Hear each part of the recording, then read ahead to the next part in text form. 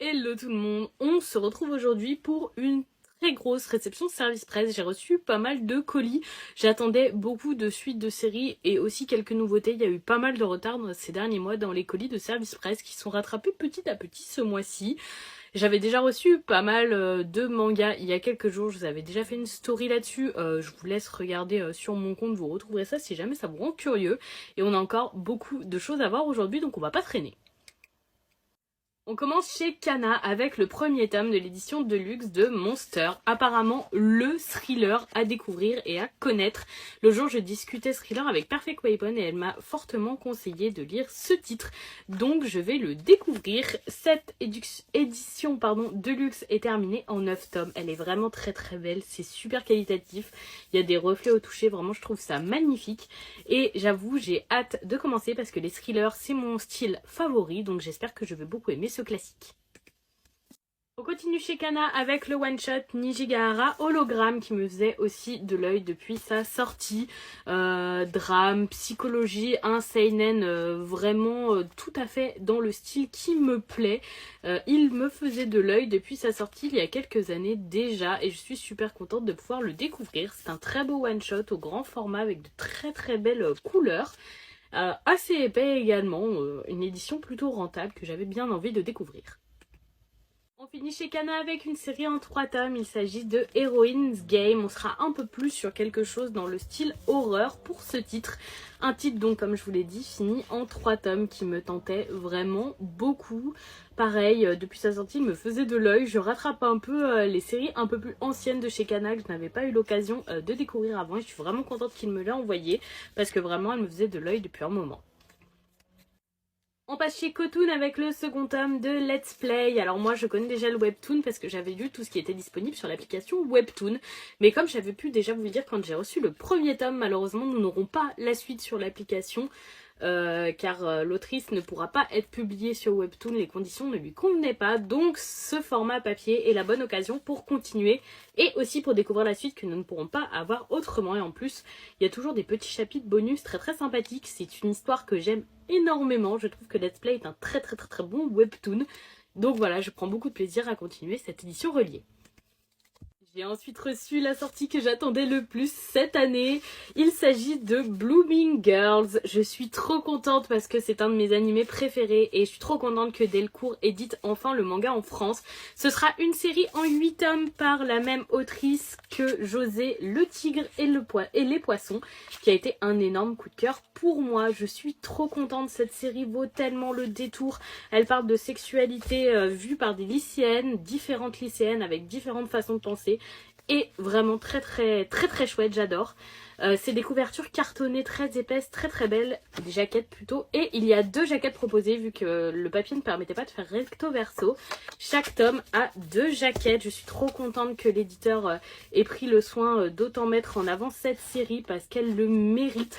En 8 tomes, franchement, laissez-vous tenter. Moi, je vais tout de suite les lire après avoir fini ces stories. J'avais trop hâte d'avoir les mains dessus. On passe chez Pika avec le premier tome de Joker of Destiny. Déjà, regardez-moi cette jaquette, elle est magnifique. Cette série sera finie en 3 tomes et on est plus sur quelque chose de psychologique avec un fond de romance.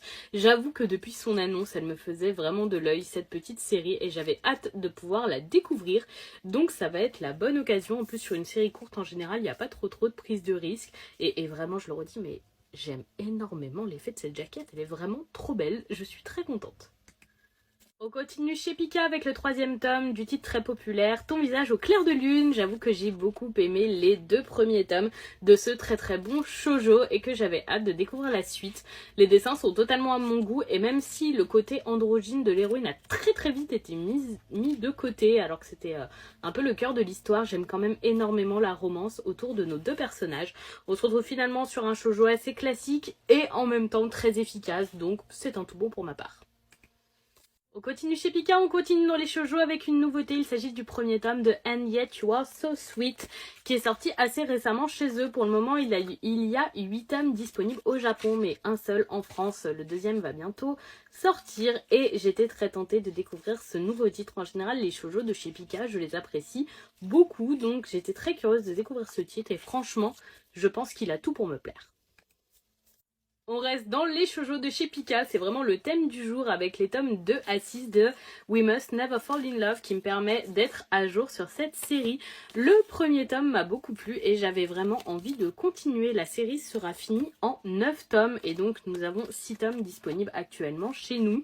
J'ai beaucoup apprécié le premier tome, pareil c'est du shoujo classique mais aussi du shoujo efficace et comme je vous l'ai déjà dit, j'aime beaucoup les shoujo de chez Pika donc ça me permet de continuer cette très bonne série. Encore du shoujo, encore chez Pika, j'ai reçu les tomes 2 à 5 de Épouse-moi Atsumori. J'avais beaucoup aimé le premier tome, un peu plus original que les derniers shoujo que j'ai pu lire. Et j'ai beaucoup aimé, il ne manquera plus qu'un tome pour finir cette série. Le tome 6 sort le mois prochain et sera le dernier. Nos personnages sont très mignons, la romance est efficace. Franchement, j'ai apprécié le premier tome et j'ai très hâte de pouvoir découvrir les événements qui vont se passer par la suite. Toujours chez Pika, mais cette fois-ci du shonen, j'ai reçu les tomes 6 et 7 de Fragment d'elle, donc la fin de la série. Pour le moment, j'aime beaucoup ce shonen type harem qui change beaucoup de tout ce que j'ai pu lire et qui est vraiment, oui c'est ça, atypique est vraiment le mot pour définir cette lecture et très plaisante également. J'ai hâte de découvrir la fin et le dénouement de notre histoire parce qu'on a un petit mystère au cœur de ce récit et je suis très curieuse de découvrir la fin. On reste dans le shonen avec les tomes 5 à 7 de A Couple of Cuckoos. J'ai beaucoup aimé l'animé et je continue doucement le manga. Au Japon, ils sont déjà à 16 tomes, donc je ne doute pas que nous allons rapidement rattraper l'animé. Pour le moment, je ne découvre pas, c'est plutôt une relecture entre guillemets, vu que j'ai déjà vu les événements dans l'animé mais que je ne les ai pas lus. En tout cas, c'est un plaisir de suivre également un petit harem dans cette histoire très sympathique. Je sais que cette histoire n'a pas fait l'unanimité, mais pour ma part, je l'apprécie beaucoup. Toujours chez Pika, le one-shot Solitude d'un autre genre de Kabi Nagata, que je n'abîme pas son nom. J'ai totalement adoré Boire pour fuir ma solitude et Journal de ma solitude, ces deux autres one-shot autobiographiques. Je trouve que ces titres méritent vraiment le détour, ils sont criants de vérité. Ils sont simples, transparents, on y sent vraiment toute la détresse de Kabi et on découvre vraiment une facette de la vie d'une personne qui a eu une vie vraiment pas facile. J'avais hâte de découvrir ce troisième one-shot qui est pour le moment le premier qui est sorti en France mais le dernier pour moi que je vais découvrir. Et j'ai vu que bientôt son quatrième one-shot allait être publié chez Pika donc j'ai déjà très hâte parce que c'est une autrice de qualité et j'apprécie énormément lire ses titres. Et on finit, il était temps parce que je suis ensevelie de manga avec l'édition colossale de l'Attaque des Titans Before the Fall. Trop contente d'avoir cette édition colossale. J'ai commencé aussi à prendre l'édition colossale juste de l'Attaque des Titans. Jusqu'ici, je suivais juste l'animé et vraiment, ce gros format est parfait pour le style de dessin de notre auteur. Vraiment, j'aime beaucoup. Voilà, vous voyez, les planches sont magnifiques. Before the Fall, qui est donc un préquel que j'avais très envie de découvrir, qui arrive pile poil là, en dessous de mon cou. Et vraiment, une série qui me tentait beaucoup pour un petit peu approfondir ma connaissance de l'univers, l'Attaque des Titans. Donc, trop chouette de pouvoir découvrir tout ça. Et donc voilà pour les réceptions d'aujourd'hui, beaucoup de très bonnes lectures à venir. Je vous avoue que je trouve la sélection du jour particulièrement qualitative. Dites-moi si vous suivez ou si vous avez envie de découvrir certaines de ces séries. Moi en tout cas j'ai trop hâte de commencer mes lectures. Mais j'ai déjà une bonne pile à lire donc on verra dans quelle ordre on pourra faire tout ça.